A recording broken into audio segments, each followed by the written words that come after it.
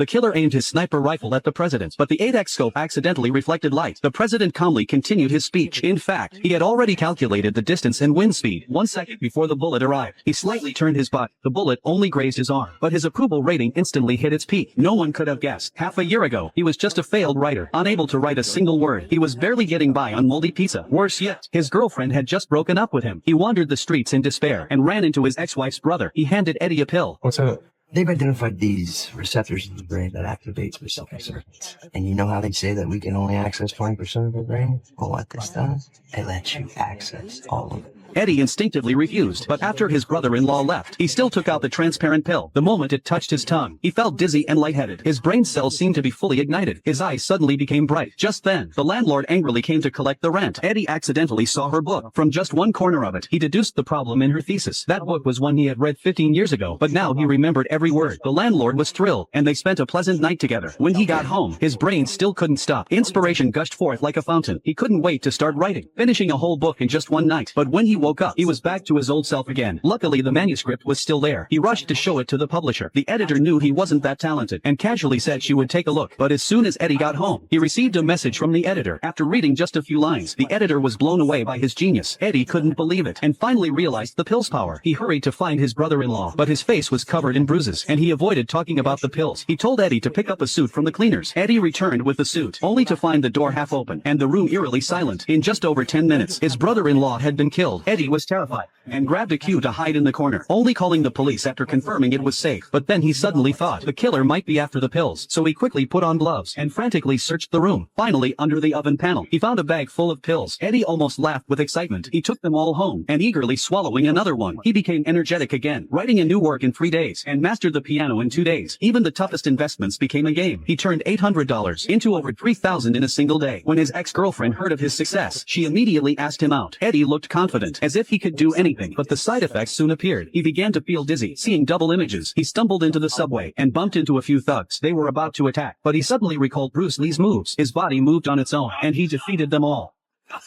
But when the pill's effect wore off, pain swept over his entire body. He passed out for 3 days. When he woke up, he searched for the pills, only to find there were a few left, and he had no idea. A cold-blooded killer had already started targeting him.